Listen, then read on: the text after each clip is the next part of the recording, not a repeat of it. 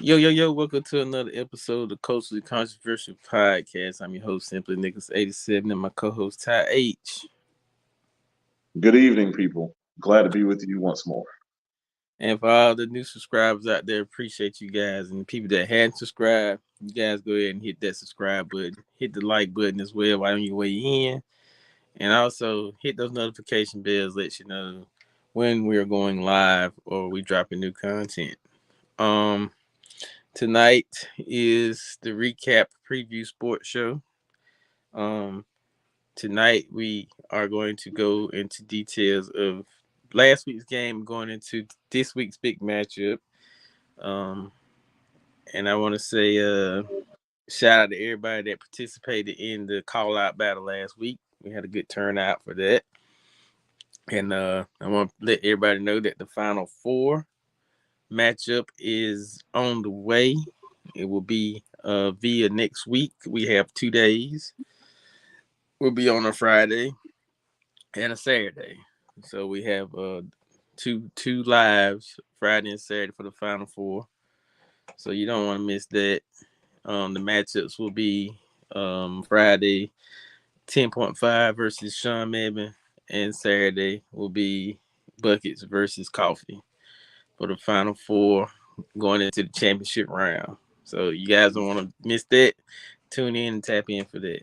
But tonight we're gonna get into the recap of last week's matchup. Um, we had Anson traveled to Piedmont last week, pulled out a victory. Um, you were there at the game. I did watch some of the game. Tell me, what did you get take from this game? We ran the ball really well. Got efficient play from the quarterback. Again, offensive line got a good push. I think our offense is coming into form. We were able to move the ball at will. We were able to score, especially in the second half. Uh, Early in the game, we had a good opening drive, but it stalled out near the goal line, and we ended up settling for a field goal attempt. Unfortunately, we missed that field goal attempt. On the subsequent drive, Piedmont drove down the field on a slow, methodical drive and ended up scoring a touchdown. Fortunately, we were able to score late second quarter, tie the game up, went into the half tied. And the third quarter, we immediately came alive. Luke Hyatt connected with Courtney Sturdivant for a little short pass that Sturdivant took almost to the house, got down to about the 7 yard line. We were able to punch it in from there, and from that point on, we assumed control of the game. As far as what I didn't like, I thought we should have tackled a little better, which has been a recurring theme. The tackling, I mean, it wasn't to the point where it cost us What's the going game. on? Anthony, good to have you, brother. The tackling is sometimes wasn't the best, but not to the point to where it wasn't egregious. It's just there were times where I thought we could have been a little sharper with our tackling. But overall, I mean, a win is a win. We won the game 28-14. Piedmont was never in position to win the game. I know Piedmont's a struggling team, but at the same time, it's our job to do what we're supposed to do, and we did what we were supposed to do. So, like I said, never apologize for winning the game. We won the game. We, for the most part, protected the football, and we seem to be improving each week. So I'm happy with the result. Um, Going into this matchup, they have came in and won every home team's homecoming, if I'm not Yep. mistaken, four in a row. Yeah, three of those games were homecoming games, but yeah. Yeah, coming into three homecomings and taking over. Um, it's a good vibe when you can come in and disrupt somebody's homecoming. Good vibe, good vibe. Sure is. It's a good vibe. We have, and that's not like it's a not too. How can I say? It's not a sold out game, but it is a pretty Yeah, crowded event. and So you got to give Coach Jackson credit too because he and his staff did an excellent job of the game management. They've done an excellent job of game management during this 4 game winning streak. I've noticed just overall play calling. Coach Hyde's done a great job of play calling. The overall game management and decision making has been rock solid. So I got to give those guys credit. Um, Definitely a great reflection on Coach Jackson that he wasn't present in the second half because he had the tend to a family matter, a good family matter, but a family matter indeed for something positive. He had to do his father. He had to do some father duty, and so he wasn't there in the second half. But nevertheless, the machine kept running. So I mean, you're seeing that guys have bought in, that even when the chief is not there, that they don't miss a beat. And so over the last 4 weeks, again, Coach Jackson, Coach Hyatt, the entire staff has done an excellent job with this turnaround, just with overall game management and getting the guys to buy in. And you know what? Anytime you start a season off 0-3, usually the pattern is the folded in, especially how things have gone the last few years. The guys could have quit. They could have melted in. They could have took the ball and gone home. You really could have lost your team. But Coach Jackson and his staff did not allow that to happen. Uh, Somewhere along the lines, they were able to stick with it. And now the team is bought in, and now they have a great opportunity ahead of them.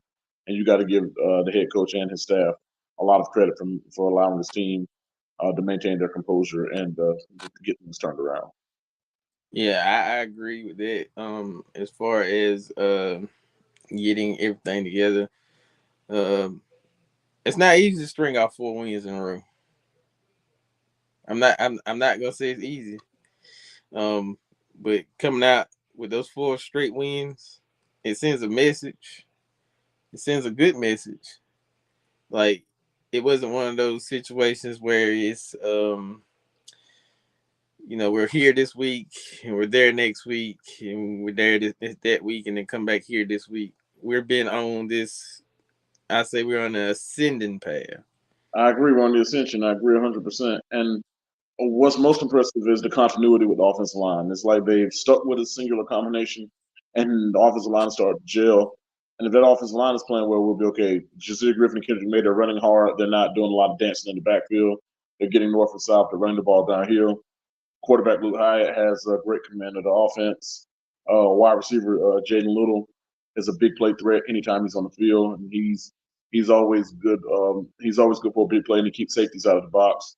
Wide receiver Courtney Sturdiff has been a great utility guy. He does whatever is asked of him, whether it's to carry the ball out of the backfield, whether it's to catch passes out of the backfield, whether it's to block for the running backs, whatever the case may be. He's been an excellent utility guy making plays as well.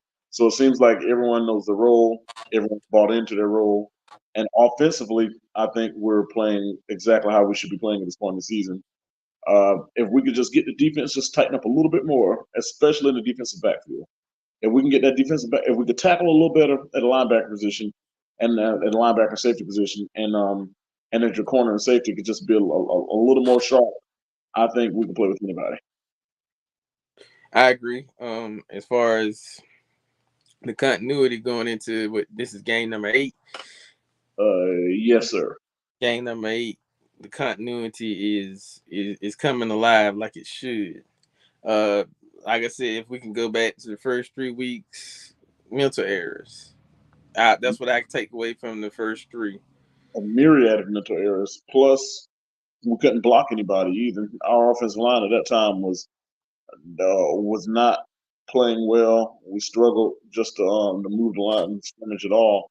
But as of late, as ever since that bye week, our offensive line looked brand new. And I know any critic may say, well, the teams you're playing, somebody said those are struggling teams. That may be true, but at the same time, earlier in the season, like for example, I guess we eked out a win against Albemarle, but we didn't really move the line that well against Albemarle either.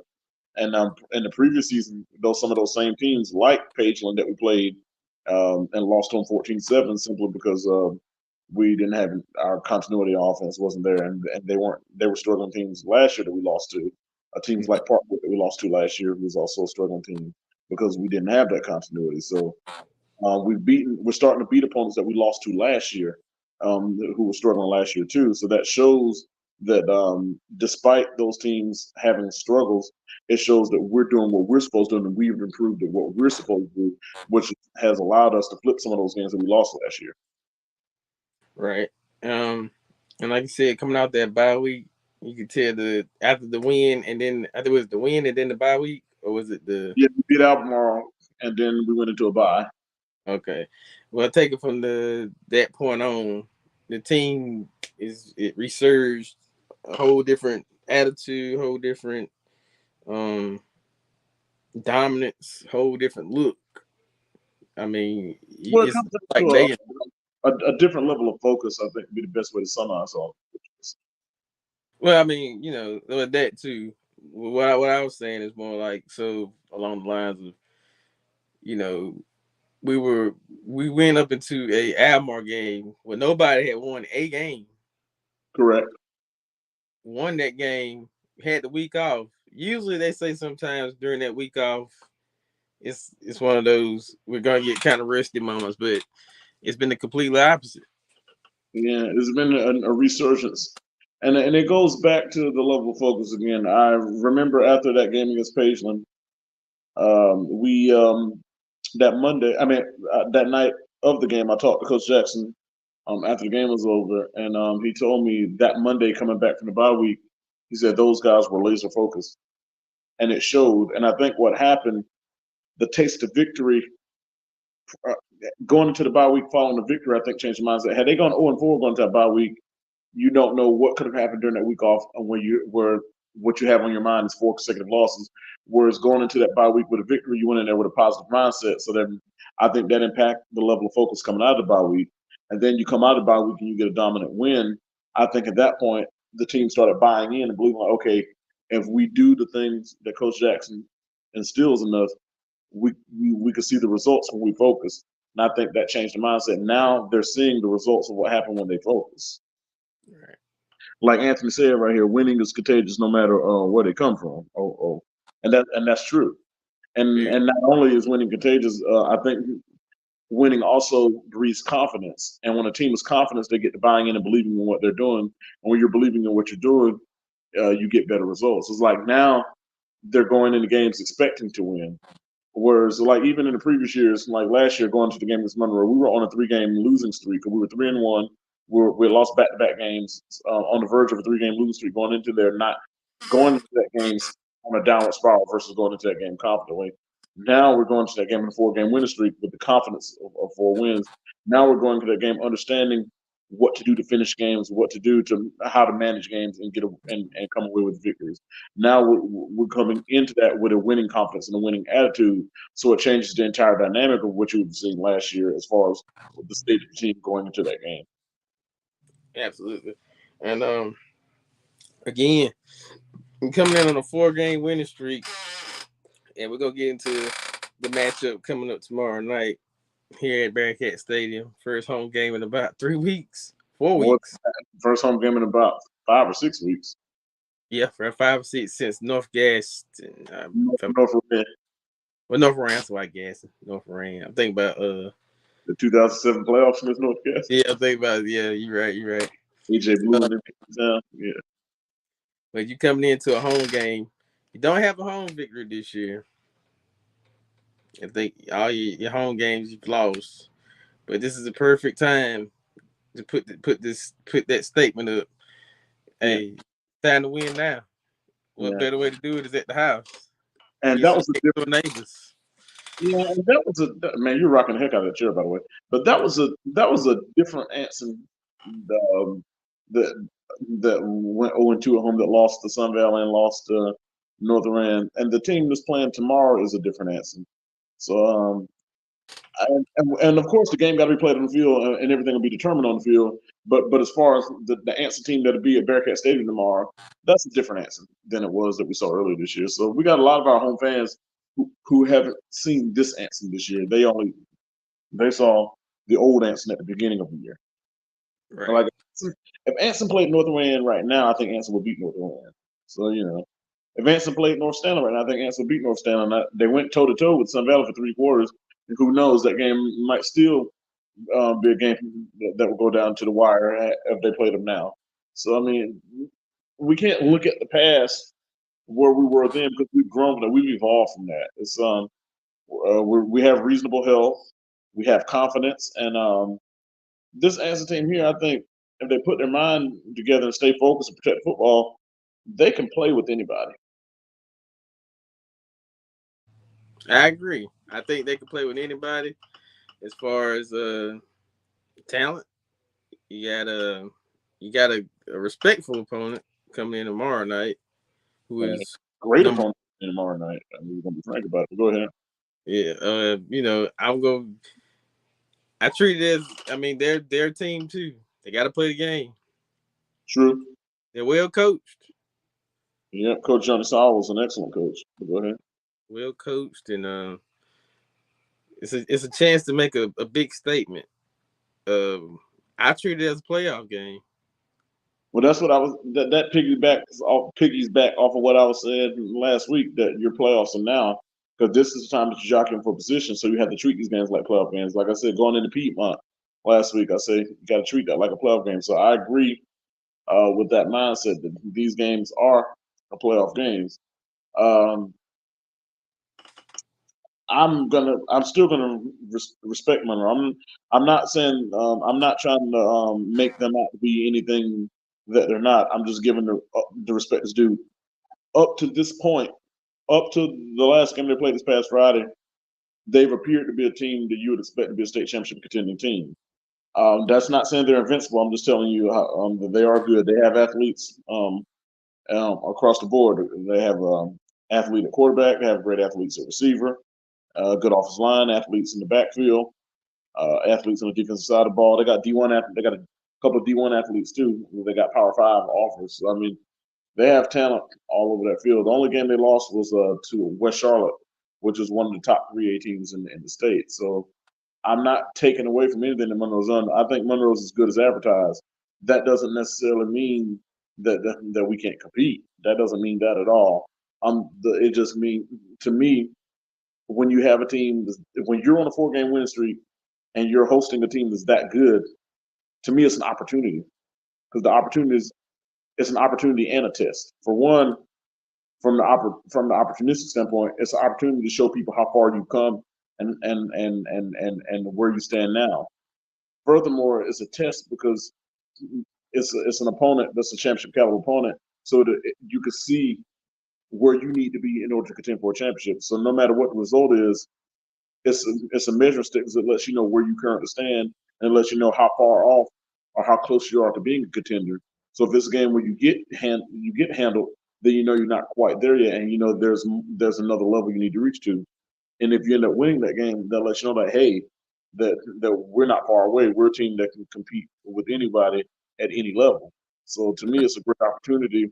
It's an opportunity for the guys to show that hey, that we're not the same team that we were at the beginning of the year. Hey, we can play with anybody. We're just as good as anybody else. We're a team that come December, and when it's all said and done, that we're going to have to say so on what happens in December. To me, I look at it as a great opportunity for the young men to show who they are and what they have. Right. And another thing, like you said, I like how what you said there. It is a great opportunity um to showcase these 4 weeks work for nothing. Not saying they weren't for nothing, but since you know how some critics are like, oh, they ain't playing anybody. They ain't playing anybody last 4 weeks. Yeah. Right, frankly, they played teams. And here's the thing: right now in the Rocky River 3A2A conference, the Monroe Redhawks are the team to beat. Ric Flair used to always say, "To be the man, you got to beat the Got to man." beat the If man. we want to be the man in the conference, as Mystical said, the man right here, Yeah, the man is coming. in If your you house. if you want to take if you want their throne, excuse me, if you want their crown, all you got to do is snatch it off and take it tomorrow. That's So all you got. it's an opportunity to put yourself to be the front runner to take over the throne. It's Yeah, an opportunity for you to show that hey, that now things run through us. That's an opportunity for you right there. The Monroe Redhawks are the reigning and defending undisputed Rocky River champions, and until somebody beats them, that's what they're going to be. So now tomorrow is the opportunity to show that hey, we got a chance. we're taking the crown from the king. Rightfully so. And if Rightfully so. and if we want the respect that Anson used to have, then then uh, then we have to beat the man. Funny story. Last night I was at a restaurant slash bar getting some chicken wings, and there was a gentleman in there that asked where I was from, and I said I'm originally from Wadesboro, North Carolina. He said, "Where's that?" I said, going down below Monroe. He said, "Oh, Anson County." I said, "Yeah." I said, "What you know about Anson County?" He said, "I've been through there." He said, "They play good football down there." And I said, "It used to be." I said, "But there's been some struggles in recent years." I said, "But it's starting to come back around." So the point is, we have the tradition and the history of having an excellent football program, but to get the level of respect that we once had, and if we want to show people if we truly are back to the level that people once knew us for, you have to win tomorrow to show people that hey, we are here, we're not going anywhere, and we're here to challenge and ultimately compete with anybody who's in our way. Right. And like I said, this is for me, in my opinion. I think this is for sole possession of first place in the conference. Well, that's factual. That's not opinion. That's factual. The winner of tomorrow's game will be in sole position in first place. Right now, Anson and Anson and Monroe are both 2-0 in the league standings, Yeah. and the winner of that game would be going to be 3-0 in the league standings, and would be sitting atop at first place in the Rocky River 3A2A conference. So I agree with you, but that's more than an opinion. That's an actual fact. So. Yeah. Uh, like I've been saying the last 2 weeks, everything that Anson wants to accomplish is still in front of them and is still attainable. And tomorrow is another step towards those goals. That's the thing going out But there tomorrow. also realize nobody's going to lay down and feel sorry for you. No. That's a tough matchup you have tomorrow. But in order to get to, even in life, in order to achieve things you want to achieve in life, you got to go through obstacles. There are going to be mountains that you have to climb. They're going to be there's going to be the bully on the block who you're going to have who's going to be in the way. So I mean, it's not like the most coveted things are oftentimes the most difficult things to achieve. So how bad do you want it? What level of fortitude do you have? When you get knocked in the mouth by a great opponent, are you going to lay down and stay down, or are you going to get up and are you going to swing back? Figuratively, by the way. Yeah. I got you. We got it. Figuratively. Yeah. But my thing, like you said, and like I said, they're a great coach team, and I'm pretty sure that coach has told them, don't come here and take it easy on these guys. Yeah, Coach Saul was going to always have his team ready to play.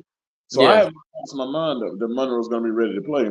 But I just want him in my heart of hearts, I believe that Coach Jackson's going to have his guys ready to play too. Oh yeah, you have them ready to go. This is I'm an our guys house. they've been waiting for that. I think they've been waiting for this moment, and I think they got a lot to prove.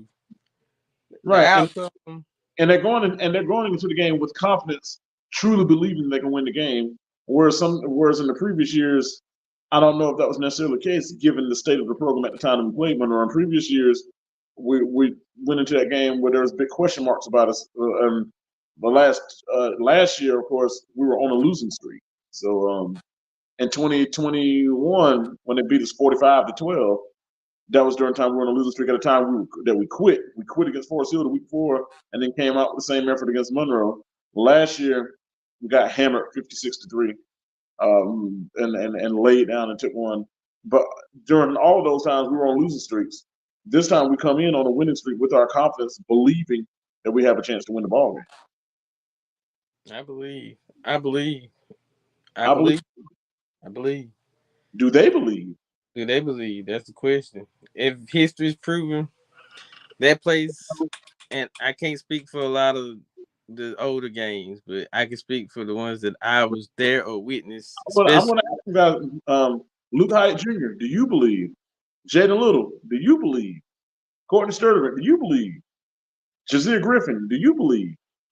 Kendrick May, do you believe? Dinesh Chambers, do you believe? Leonte Little, do you believe? Daquan McKeever, do you believe? That's who I want to know believe. Do I they believe believe? Tell because somebody, do they believe? Because history's they're the proven ones that have to believe. some Ralph, very good. Ralph Jackson, do you believe? Luke Hyatt Sr., do you believe? Coach Pickett, do you believe? Nelson Russian, do you believe? Who else am I leaving out? Coach Pons, do you believe? Coach Chandler, do you believe special teams coach to be walking around with the kicker? Do you believe? That's what I want to know. Well, Because if history. they got to believe for those men in the orange helmet to believe, and I believe that they will win. I believe they will win. And history's proven those top ranked teams in the state came in that place, and a few of them lost coming in there. True. And we're beating people on the road like that too in our history. Yeah, And again, believe it. that's all in the past. But right now, those men have to stand up on the wall. Yeah, it's time to put Samuel Williams in the building. Do you believe? believe. It's Former, time to off- put. It's former time for offensive them to guard put their Samuel stamp Williams. down. Huh? It's time for them to make history. It's time for them to put their stamp down. Right. Say something that a lot of teams that in their era have not said. We In beaten the order mighty to live, Juggernaut. in order to get past the bully, you got to stand up to the bully. Hmm. I think tomorrow is gonna be one of those dog fights. I feel this is not gonna be one of those ones in the previous years. I feel like this is gonna be one of those ones. I think it outlives the Forest Hill game. Well, here's the thing. And I know we're speaking on emotion and hope and all that. Sam, talking about some what does the say? Ties with the '90s era WWF promo. Sam. But anyway, he threw me off on that. In order for Anson to win this game, number one, we cannot have turnovers. I want to make that clear. We cannot have turnovers. If we have multiple turnovers in this game, we will get run off the field. That's not me trying to be pessimistic. That's just that when you're playing an opponent like that, you cannot have self-inflicted wounds. Number two, we have to be smart and not and minimize penalties. And I know that there are things like holding and stuff like that that's subjective. I'm talking about the things like false starts, offsides, illegal formation. Those are the unforced errors, pre-snap penalties like that. You can't have multiple false starts and get yourself behind the sticks. You can't jump off sides and give them 5 free yards. You can't have things like illegal formation where you negate a good play and then have to and back yourself up 5 yards. Those kind of penalties you cannot have because that sets you back. And those are the ones that aren't subjective or arbitrary. Those are the clear cut ones that are solely within your control. I'm not talking about holding and those kind of things. I'm talking about the penalties that primarily either pre-snap type penalties. You can't have those type things. You can't waste timeouts because you don't have enough personnel on the field trying to run the 11th man on the field. That's game management. You can't have things like that. You can't get delay of game or burn a timeout trying to avoid delay of game. Those little simple things, those little paper cuts. I always talk about the death by 10,000 paper cuts. You can't have a culmination of those paper cuts in a game like that tomorrow. You have to play a clean game and all of the components that you can control. That has nothing to do with talent and skill. Those are the fundamental things of just simply getting lined up properly and having discipline. Though all of those things have to be clean in order to win that game tomorrow. Those are the simple things first. Then you can put yourself at an even playing field because a team like Monroe, you don't want to give them any additional help. They're already a difficult enough opponent. You don't want to do things to get yourself behind the sticks and get behind the 8 ball. So those things have to be clean. As far as from a strategic standpoint, your offensive line has to continue to do what it's been doing. We've been a methodical offense that's been able to hit big plays. We've been able to run the ball, physical running, which is Zir Griffin, and that thunder and the lightning combo, which is Zir Griffin and Kendrick May. And we've been able to pound defenses and then usually cap it off with a big run by May or Griffin. Griffin is starting to get his stride back. So he's starting to get his home run juice back, where he's been able to break the big runs. Same thing with May. So we got to be able to pound that team and then and be able to hit big plays too. If not, you're going to have to be really efficient in the red zone. But you want to Right. avoid the red zone a little bit by hitting big plays from outside the red zone. And we've been doing that last few weeks. And I think with Monroe, you want to have that power running that you've been getting out of Shazier Griffin. because what you want to do, you want to control the clock. You want to keep that high-powered Monroe offense off the field. So you want to be methodical, like against Piedmont. Many times we kept the offense off the field by just having methodical drives that capped off with touchdowns. And we continue to do that and keep that explosive offense off the field. That also allows our defense to rest, and it shortens the game and minimizes possessions. But we have to be efficient with those possessions to make sure we cap them off with touchdowns.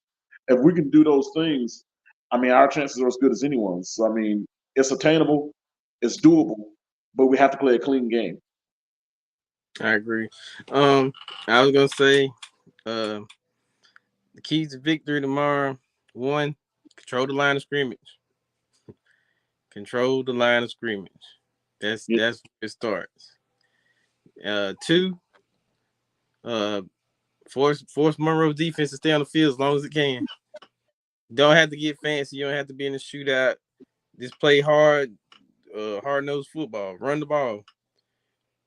Just run it. And then when the opportunity is there, take what the defense gives you. Take that shot down the field. But in order to beat this team, and this proven fact, you have to keep that offense off the field. Minimize as many offensive possessions Monroe can get. You wear that defense out, you're gonna have a different outcome because you can't that offense can't get out there and get in a rhythm, then you got a chance. And three, Sorry, my fault. Go ahead. My bad. and three, because I'm pretty sure you're about to say the same thing I'm about to say. We have to make tackles. Boom! You knew what I was getting ready to say. We have to make tackles. That And can is I answer that? you got to make those tackles. Not only do you have to make tackles, you have to tackle in space. Yeah. That's the key against a team like Monroe. Because I know against Parkwood we struggle to tackle in space at times. Monroe has rangy athletes. They want to get isolated out in the perimeter and put them in one-on-one matchups, and you have to be able to tackle in open field. If you don't tackle in space, you'll be in for a long night. So you knew exactly what I was getting ready to say. Yes, you have to complete tackles, and most importantly, you have to make tackles in space, open field tackles, because And you're going to have one-on-one open field situation with a corner or the safety or whoever is going to have to make a tackle in space, or at least be able to force them inside to where your leverage is. But and like they get I guys on the perimeter, you're going to have to tackle in space and make open field tackle. and I'll put a number 4 out there. Make the quarterback uncomfortable. Yes. If you can get pressure on him, and force him to make those he doesn't want to make. I would blitz him. I would give him a heavy dose of the blitz. And I know people are going to say, well, if you blitz and you don't get there, you're going to get burned deep. I said, with that high-powered offense, if you don't blitz, you're going to get burned. But yeah, So, right. so I'd rather get burned. I don't want to say sitting on my bullets in today's society, but I'd rather get burned making sure I left it all out there. Let me word it that way. Yeah. Because the thing about it, they're high-powered offense. They're gonna find ways to score points regardless. Right. If you sit back there and let them be comfortable in their offense and you don't disrupt their rhythm or their timing, they're going to score at will. I say blitz them, and if they beat your blitz and score, then you shake their hand and move on. But Yeah. you have to do something to disrupt their timing, and you have to make them uncomfortable. So I believe that we have to be timely and blitz at timely situations and do what we can to make their offense uncomfortable. Yeah. Disrupting that pocket, get him flustered. Let me tell you, a quarterback. Well, I ain't gonna say a good quarterback. I'll say a quarterback, just in general. Yeah. You get him enough times, he's gonna get flustered. Yeah. You put that pressure on him. You can't go wrong with blitzing. It's either do or die. And I feel like in high school with a blitz, somebody's gonna forget something. I don't care how good of a team you are. A blitz coverage is probably blocking coverage for blitzing. It's probably one of the most hardest blocking coverages you can do. And you want to make their running backs prove that they can pass protect. Thank A lot you. of high school running backs can run the ball, but they can't pass protect. Make them prove that they can pass protect. What Anthony talking about? Stay away from man coverage, play zone, tackle everything in front of you, and make them drive. I agree with that because when you do that, that make them run a lot of plays. A lot of times the drives to stall out. Maybe you can even hold them to field goals in cases like that. Because if you put them in man coverage, that's what they want. They can run a lot of crossing routes and get guys isolated and force you to have to tackle in space. Whereas, like you said, if you're playing zone, you can kind of force guys into the area of leverage, keep them in front of you, run up and tackle them. Right. Like, and yeah, they may get a lot of 5 or 6 yard gains here and there, but when things tighten up, when you get in the red zone, and when you get if you can get them in the red zone, the field to tighten up a little bit, and they don't have enough room, and you can stall the drives out. Whereas if you're in man coverage, they run crossing routes, get guys isolated in one-on-one situations, you could be in for a long night. And I like that bend don't break defense. That's a good point. And give up the yards, not the points. Right, because the thing about it, the only thing that matters is the scoreboard. I don't care if we give up 600 yards of offense as long as we have more points than they have. There you go. And it's a proven fact. It can happen. Back in the day, when McMahon was coaching, that's how they used to. Rick D used to defend Sun Valley when they had those all-world wide receivers. They would let them dink and dunk and keep stuff in front of them and stall the drives out. Mm-hmm. That's all they gotta do. You start And if make you start those drives, make them hold on to the ball a second longer.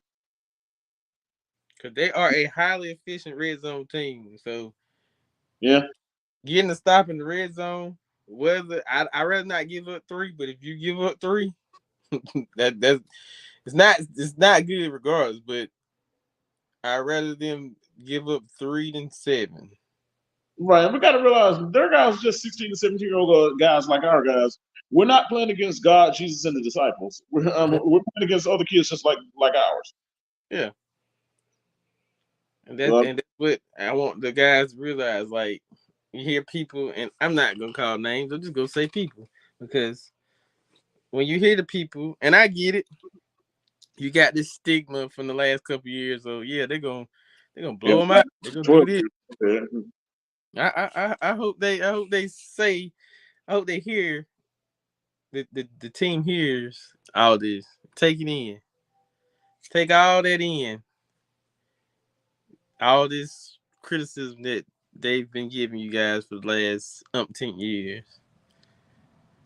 Take it in A lot and, of that and, criticism. and use it all on the field tomorrow night. Because if you come out aggressive and dominant, they're gonna understand like, oh, we in for a football game. This ain't what we thought we were finna get. Right. And as far as taking it out and being motivated, all that should be included in the preparation. So at this point, the preparation determines typically how well, I'm not going to say always, but sets a roadmap for how well you're going to perform. So hopefully during that time, that focus was in the preparation this week. Because think about it, if the preparation was poor, you could be as hype as you want, you could be as motivated as you want. If the preparation is not there, the results are not going to be any better. So hopefully, while hearing the doubt and the naysaying, hopefully that influenced the preparation this week. And if the preparation, Oh, there you go. Co-host, you there? I'm here. Oh, they went out for a second. Yeah, well, I'll say it again. I'll say during the week, hopefully, if they were motivated by the naysaying and the doubt, hopefully that was reflected in the level of preparation this week. And hopefully, if the preparation was proper, that'll be reflected in the results.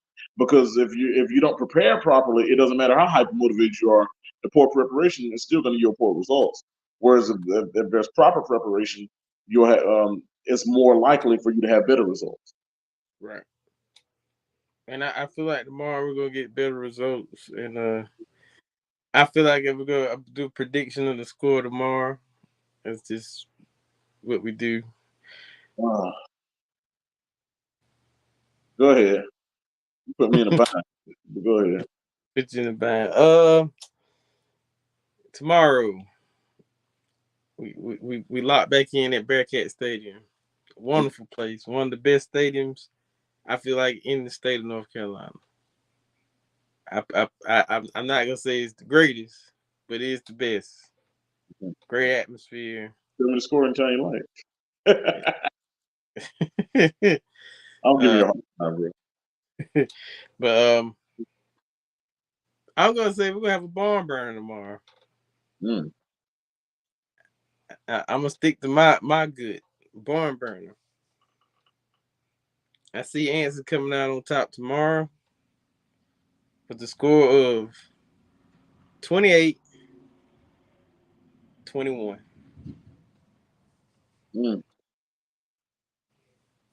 Mm. Um,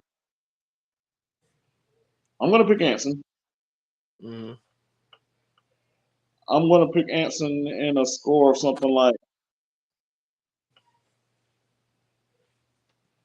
36-35.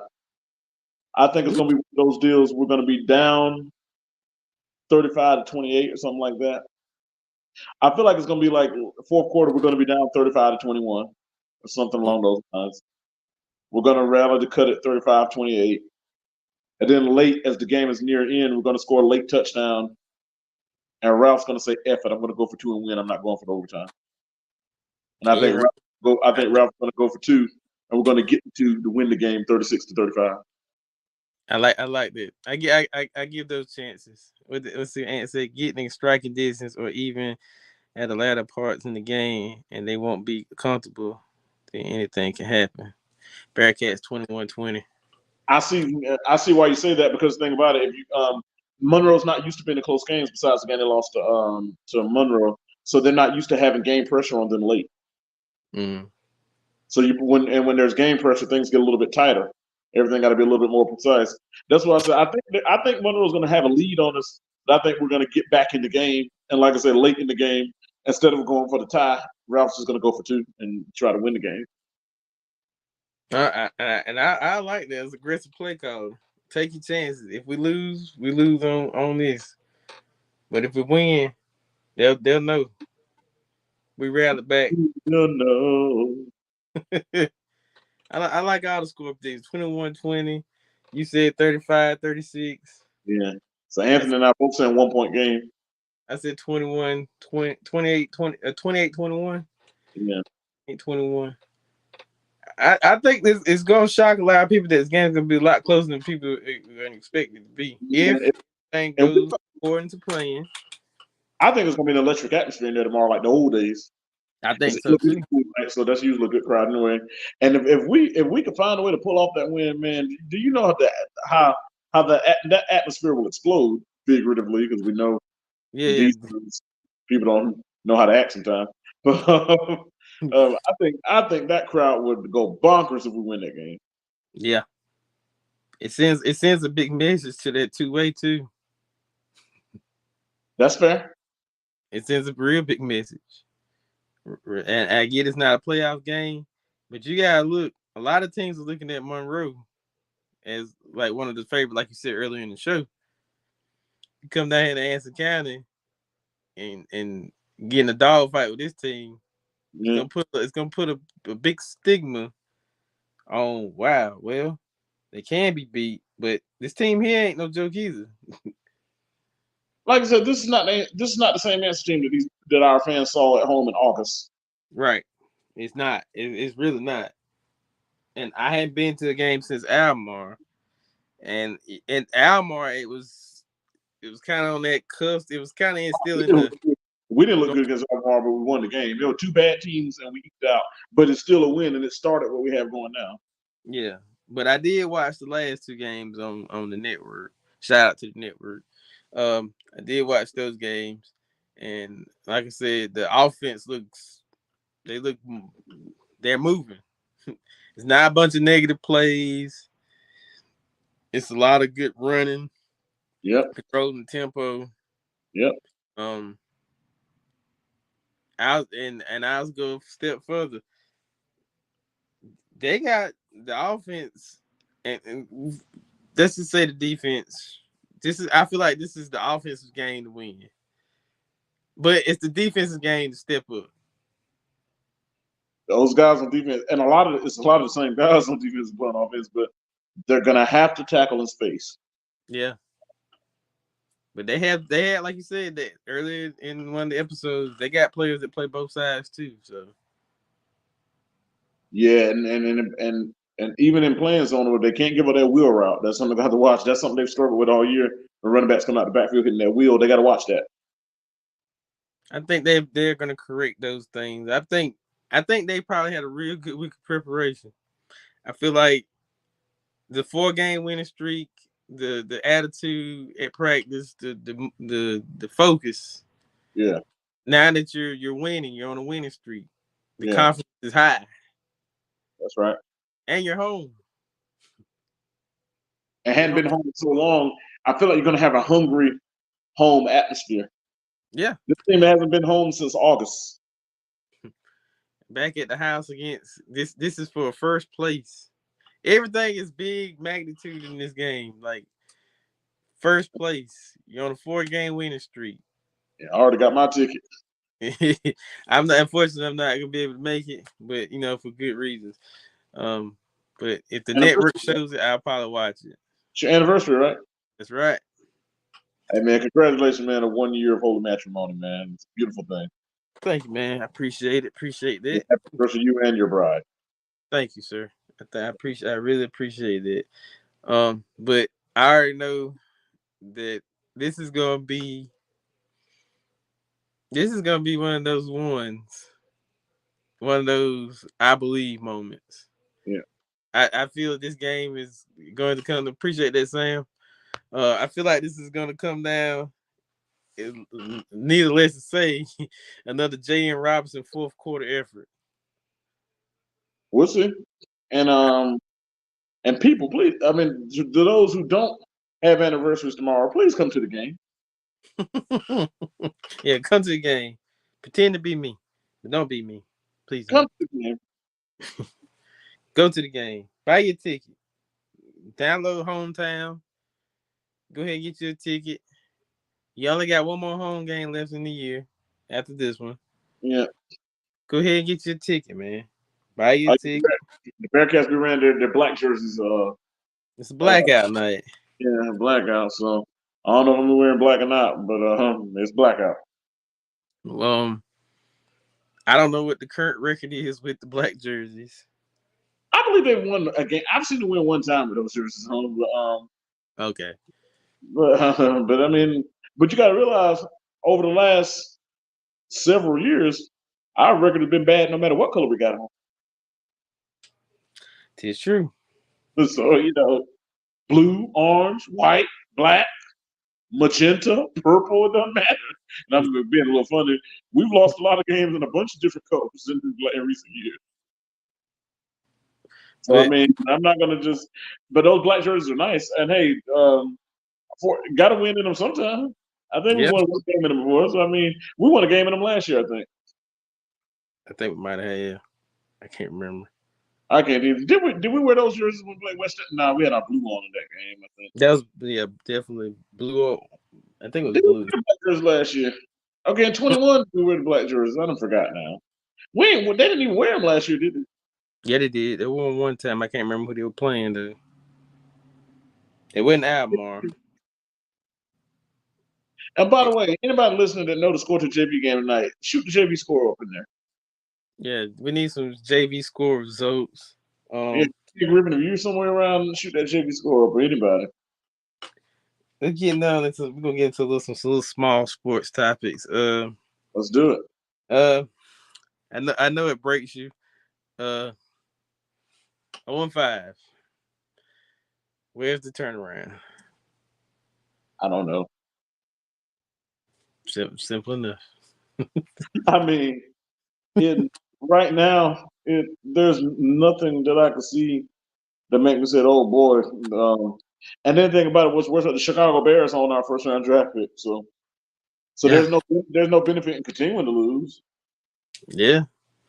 But right now, yesterday was a year from when we fired Matt Rule. I'm starting to wonder with Frank Reich being one and done. But offensively, we look anemic, and defensively, we got a lot of injuries, and it shows. And we're just right now, this team just doesn't have it. I mean, I want to go out there and say that we'll find a way to beat Miami Dolphins Sunday, but in my heart of hearts, I don't believe that. Hey man, shout out to Steve Wilkes, man. I'm gonna say it. God I, dang it. I like Steve Wilkes. I think the world of Steve Wilkes. Think he should have been coach, but that's not my business. I But think should have been too. But doing a great job, man.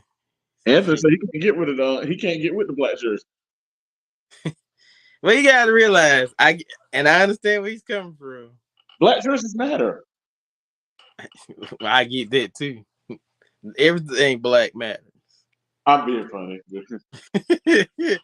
But I get where he's coming from because We didn't have that color. We had white, blue, and orange. Yeah, Black was kind of like one of those.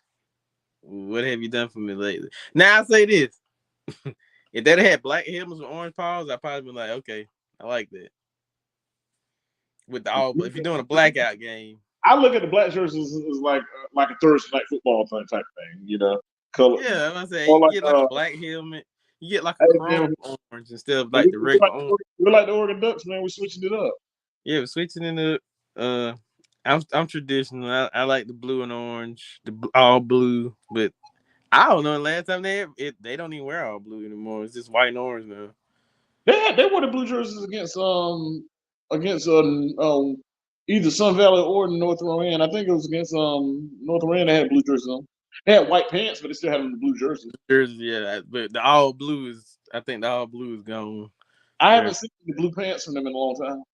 yeah, the all blue. I hadn't seen that blue paint honestly since 2019. Yeah, if not before then. But Yeah, they they still have the blue shirts. They wore the blue shirts either the second or third game of the season. okay. They wear orange more, but they wear blue sometimes. Because you know that the Bearcat orange and blue. I get it's orange and white too, but you know, And but I like the white pants with the orange stripes on them. They yeah, got with the orange stripe right, that that bright orange stripe on the side of them. They look good with the blue jerseys, and they wear those when they wear the white jerseys, they wear them other stripe pants, the ones with the two pinstripes going down the bottom, on the side of them. right. Yeah, but I love that solid white they wore against Piedmont, the white shirt, white pants. I'm pretty sure tomorrow they have on They got orange. orange pants too. I think one of those games they wore the solid orange pants. It's like nah, it's nah. Man, what you got against black jerseys, man? You got a problem with black jerseys? Orange, blue, and white. Like, Orange, like, orange. Okay, okay, it was on that. Oh, now I know what I wanted to talk about. what's that? Do you believe in being an idiot sometimes? I don't believe in it, but I know idiots exist. Yeah, do their name starts with Miles? Miles Bridges has to be the dumbest dude in America. How do you this dude gonna fumble a bag twice? Two times, not once, twice. First of all, in the seriousness of it, before I get on him fumbling the bag, you can't put your hands on your spouse. You can't be abusive. You can't go around being destructive of the property. And granted, on this arrest, he hasn't been tried on anything, but given his track record, he's already been convicted of assaulting her physically. And then just as recently as Tuesday, he's been accused of has a warrant for his arrest for break using a balls from a pool table to smash in the windshield of her car and allegedly threatened her, telling her that she would never see her children again. This is the same woman that you were convicted of assaulting, which cost you a hundred and something $1 million contract, which cost you all of last season, which had you having to settle for a $7.9 million contract this year. And then before you could even get on the court, you're going to come back and do something dumb again after you already avoided prison time and was put on probation. Now you're going to allegedly violate your probation You and risk going to prison? not only ending your career but going to prison. This guy got to be an idiot. My point at this point, if you don't want to be with it, just don't be with it. But you can't do stupid stuff like that. Number one, I don't condone abuse. Number two, I don't condone stupidity. And at this point, this dude is just a darn idiot. Like, does he not think? Like, what was going on in his mind when this altercation was going on? Was he not thinking, I dodged a bullet, figuratively?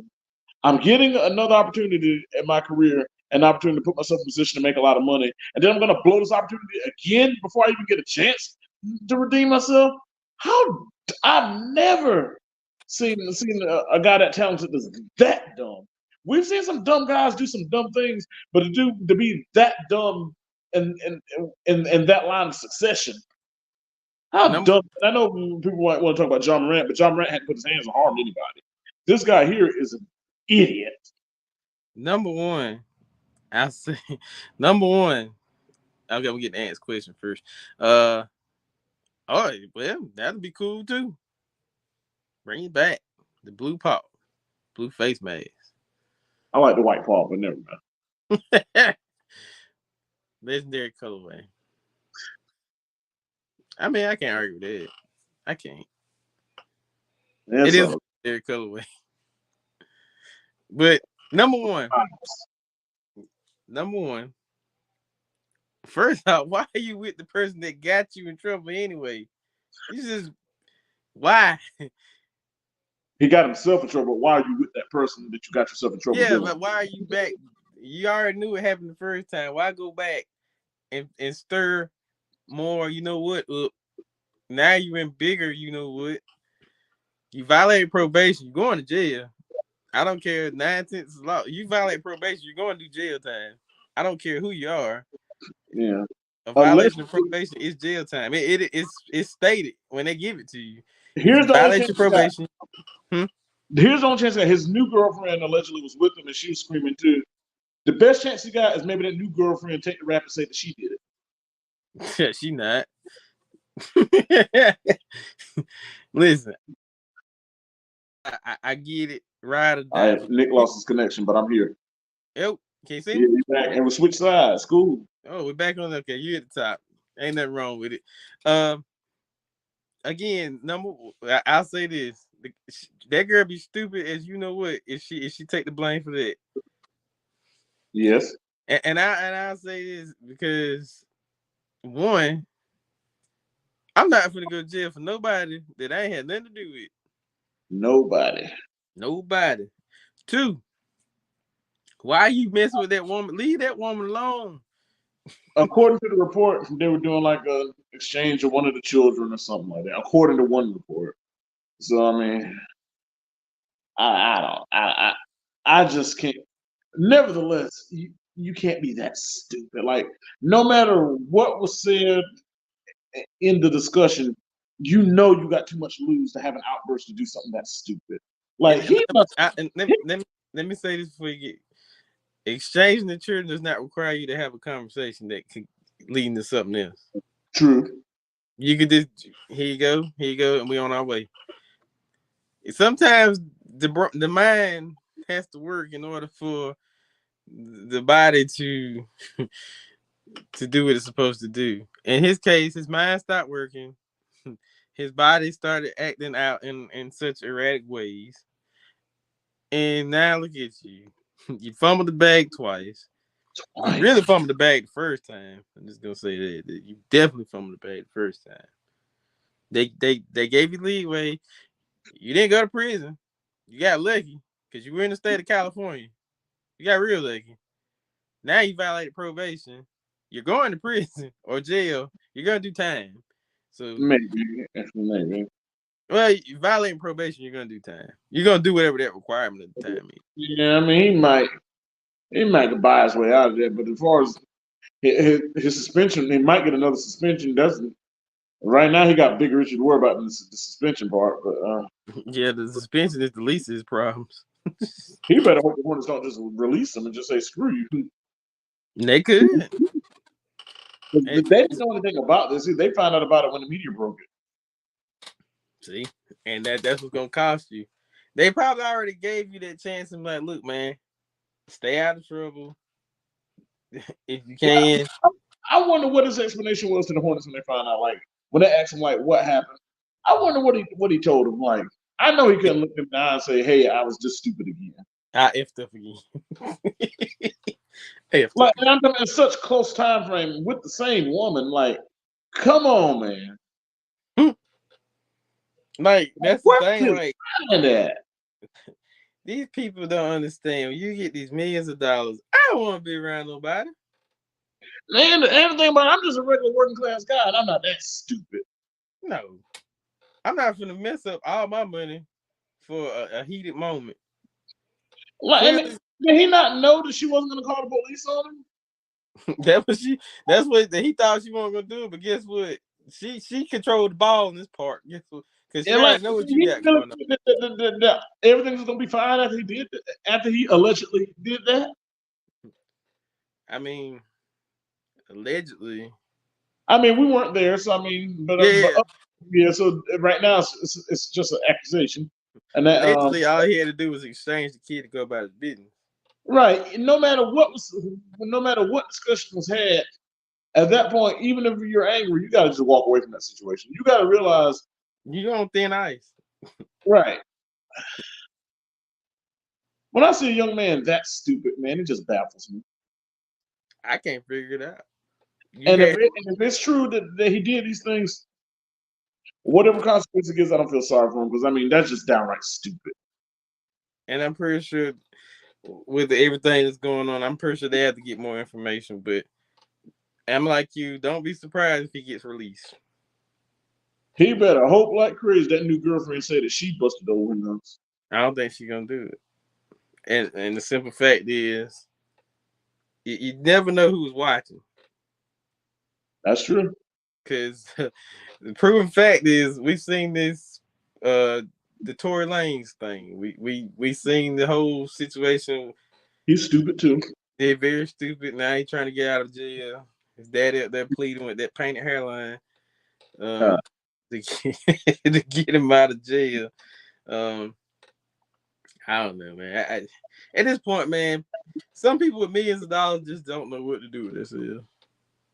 Some, not all. he's one of those songs. He's definitely one of those some.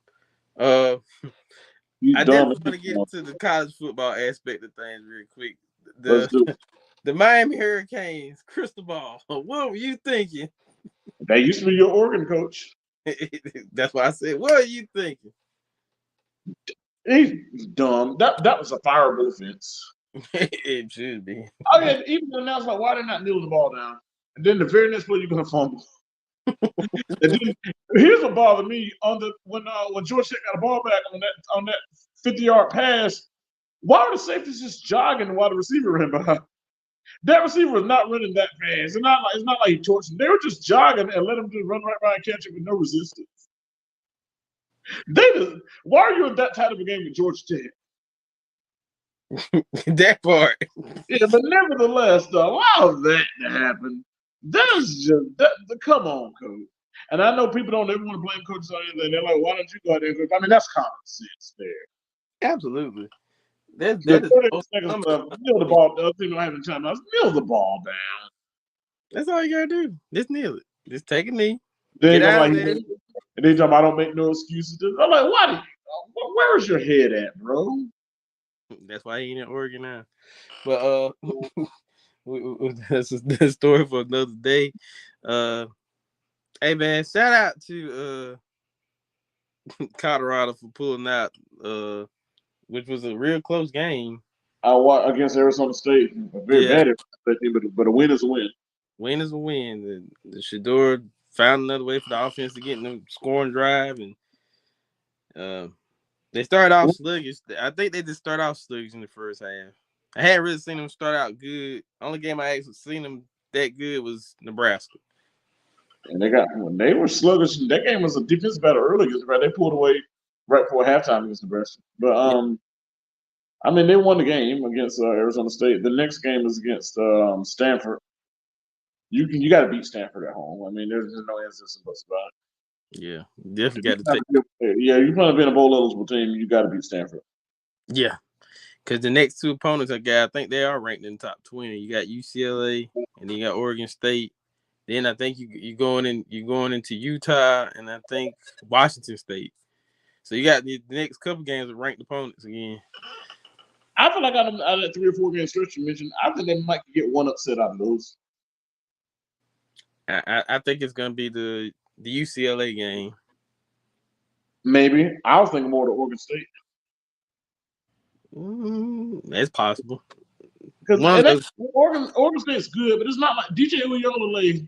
It's not like he's playing great. It's just they got a good team. But it's if you put the game in his hands and make him beat you, I still don't believe he can do it.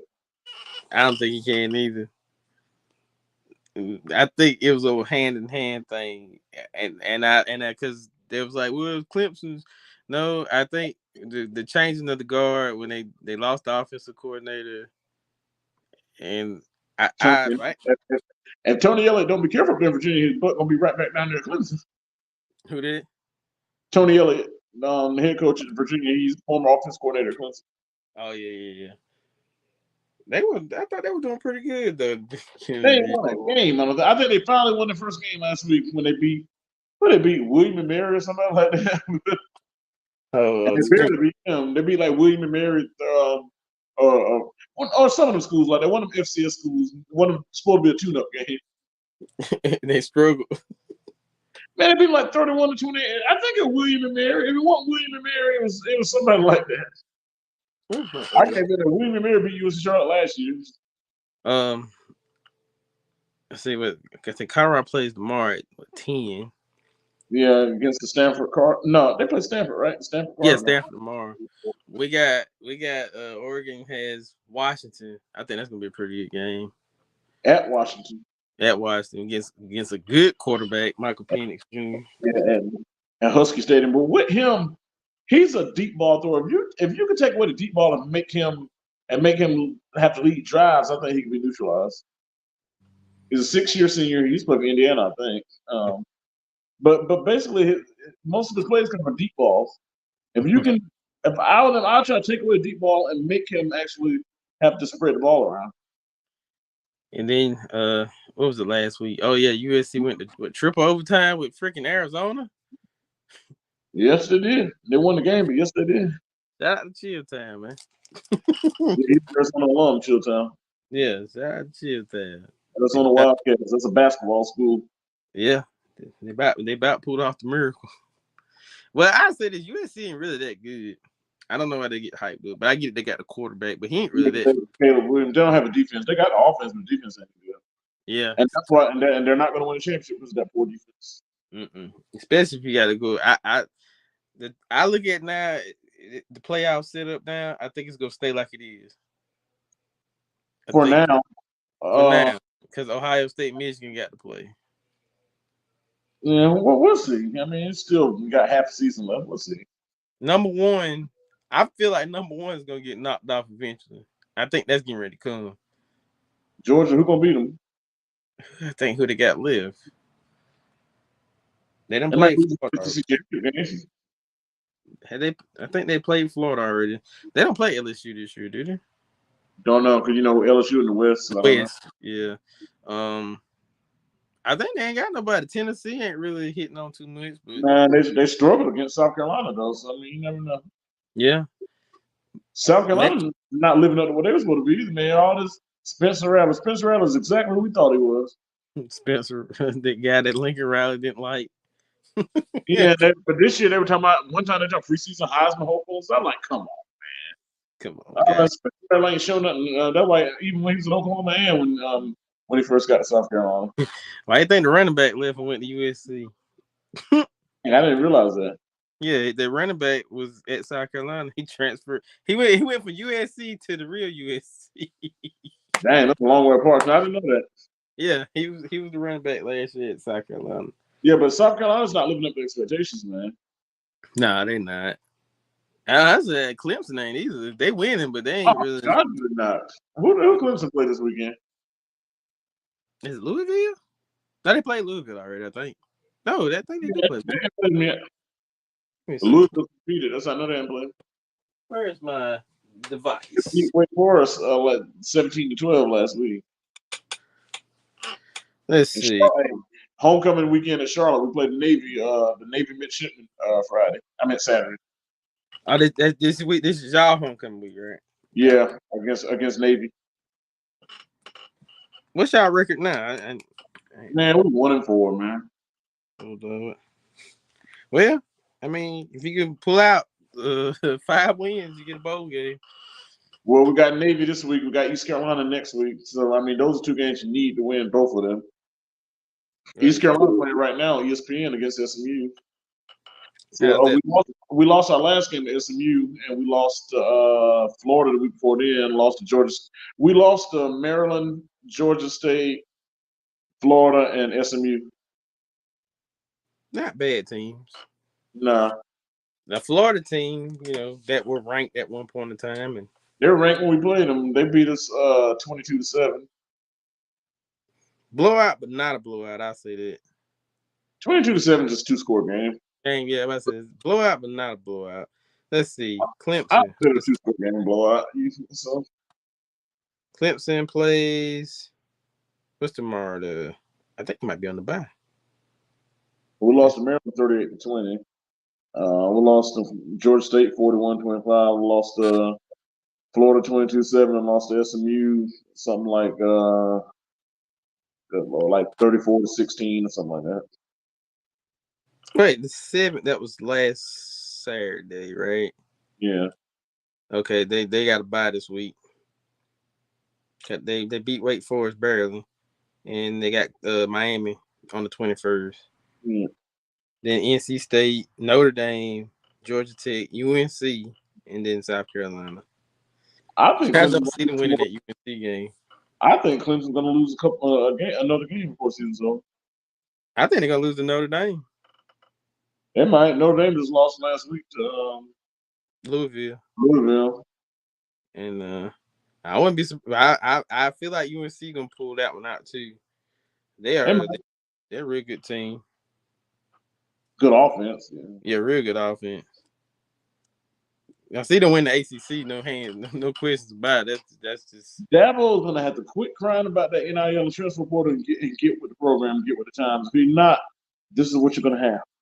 that's what's happening. You can see it now. Yeah, he's being stubborn. He's being stubborn, and it's Like gonna Nick open the Saban. coffin. He's gonna end up like Philip Fulmer if he's not careful.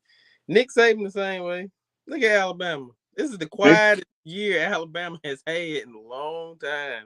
yeah, but they still in the hunt, man. They've only lost one game. Yeah, but it's not as it's like Alabama. Yeah, they got a new quarterback with them.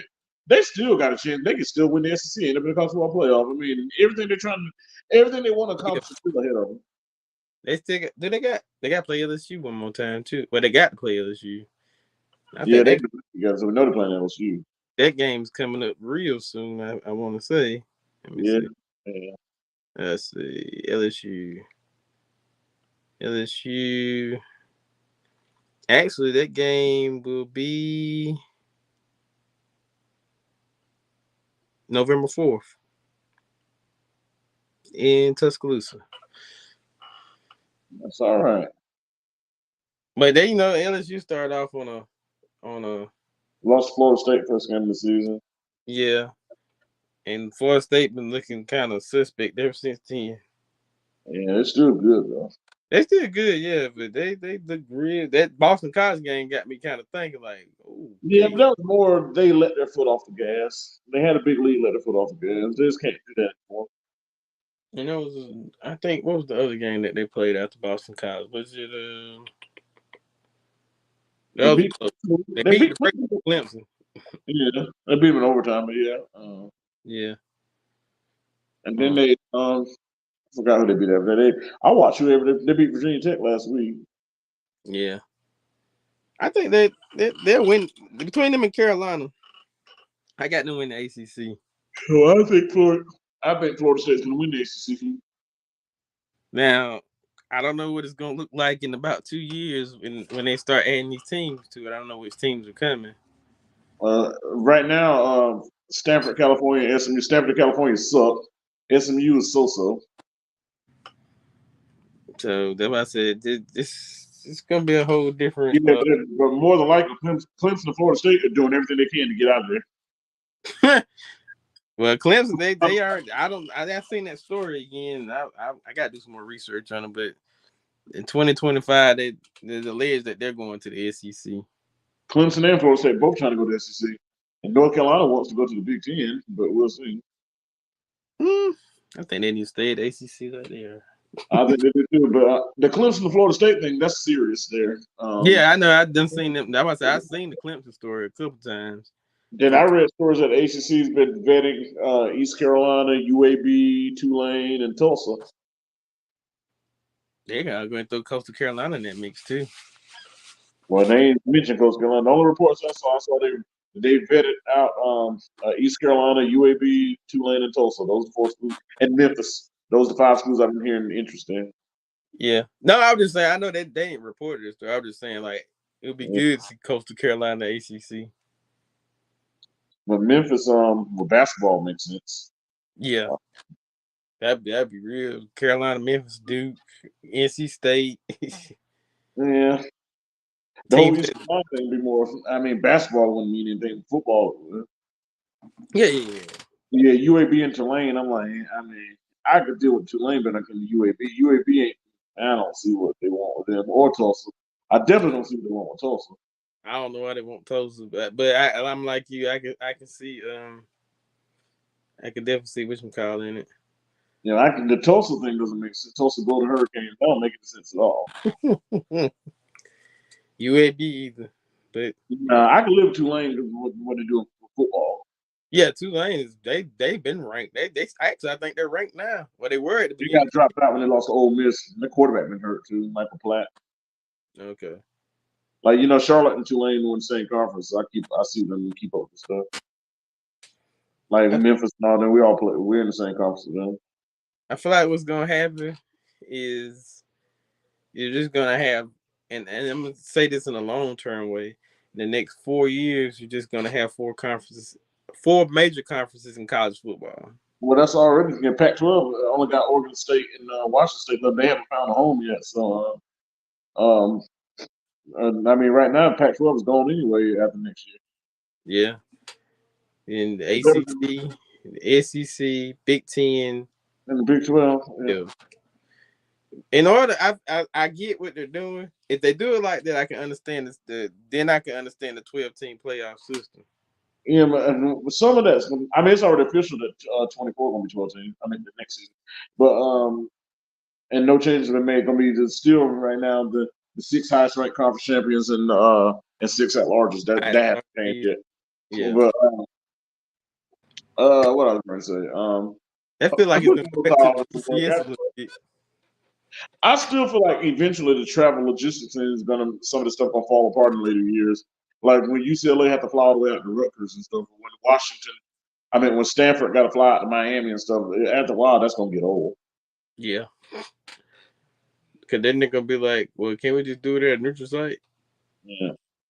Like everybody come to one spot, play your games the same day, kind of like the NCAA. But I don't think I don't know how it would work, but I'm not saying it can't work. Hey Well, man, give me a second. I'll be right back. I'm mute my mic, man. I'm gonna let you go on a little monologue. I'll be back.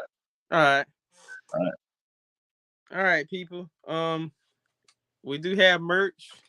If you're looking for merch, go to moneyfreshclothing.bigcartel.com. Get you a culturally controversial podcast t-shirt. Also shop with Money Fresh Clothing. Get you some we got all kind of different t-shirts, music inspired, who has the heat, uh those different type of deals. Definitely go and support Money Fresh Clothing. Again, that is moneyfreshclothing.bigcartel.com. Go get your t-shirt. Also, if you guys would like to donate to the channel, the Cash App is below. Simply Nicholas or simply CND87, Culturally Controversial Podcast. If you guys want to donate to the channel, help us get new equipment, new stuff, or keep the stream yard running so y'all can get these cool drops that I always put up on the screen. Stuff like this or this or or that. Hey, just definitely donate to the Cash App, man. We put all the needs into the studio. Also you can definitely put a little bit into the pot for the tournament, man. If you guys want to help chip in and give the winner of the tournament some extra ching ching for his victory, you can also donate to that, and we'll also put that into the fund as well. So again, the Cash App is below, as you see up under my title, my name. You guys can definitely donate there. Again, the final four for the tournament will start October 20th. Our first matchup is the 2 seed 10.5 versus the 3 seed Sean Mebane. And Saturday we got the number 1 seed that do buckets versus number 4 seed Coffee with the 4. And if you guys hadn't checked out the first round of the tournament, it is up on the channel. It is the first CCP Ballet presents round 1. We had 2 good matchups with Sean Mebane and Sean Wheeler, the 3 and the 6, and the 4 and the 5 Coffee with the 4 versus Wilt Jr. And for more battles, they're also on the channel as well. And we're also doing call out Fridays when available.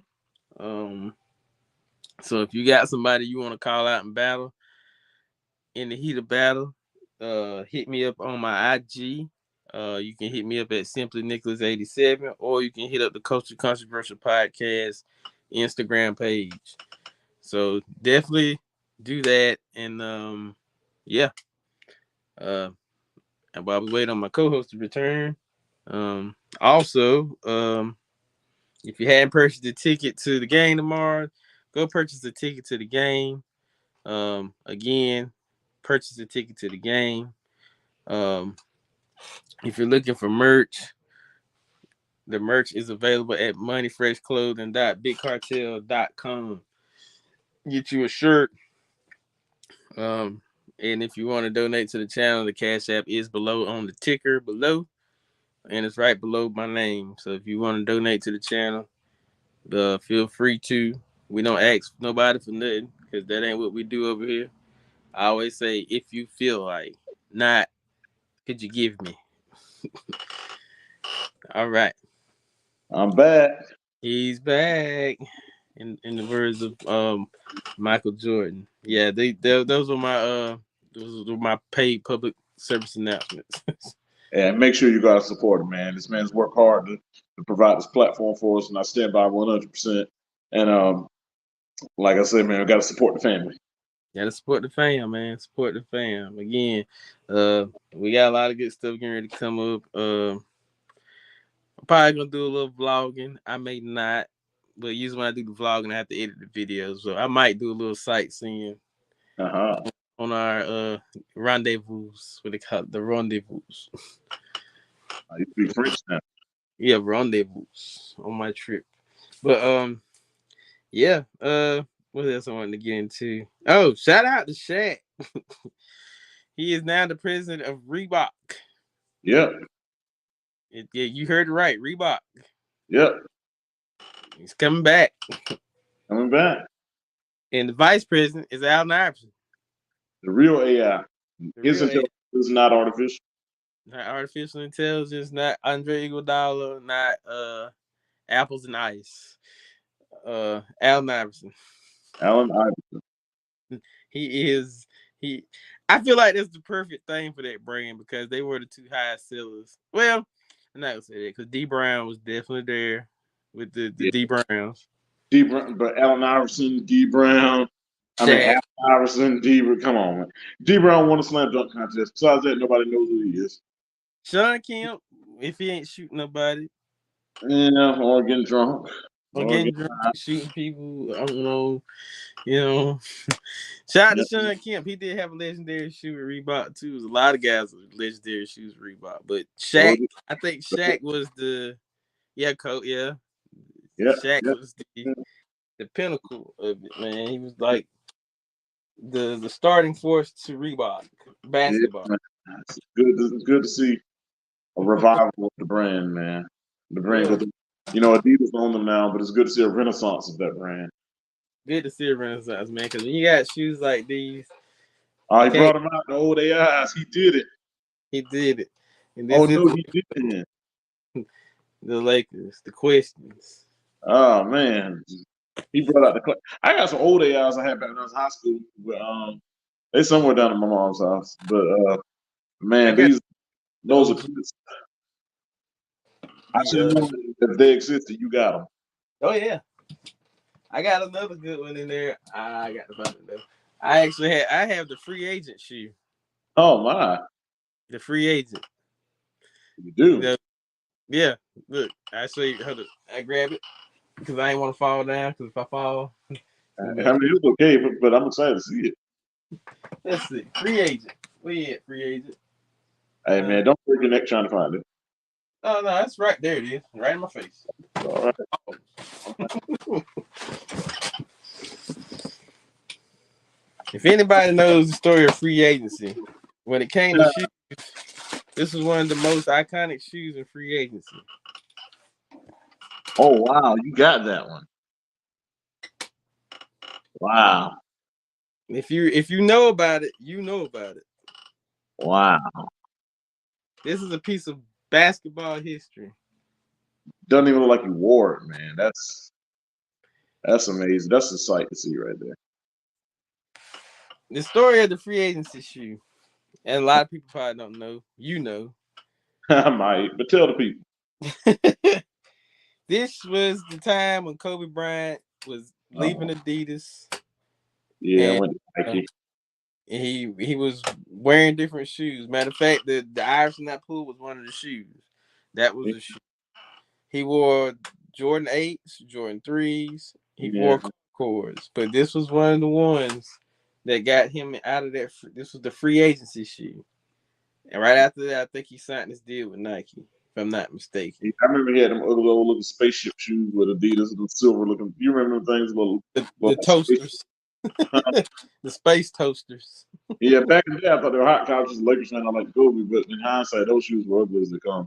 But that shoe right there that you got in your hand, I see why he switched over when he saw that. I mean, that shoe right there is amazing.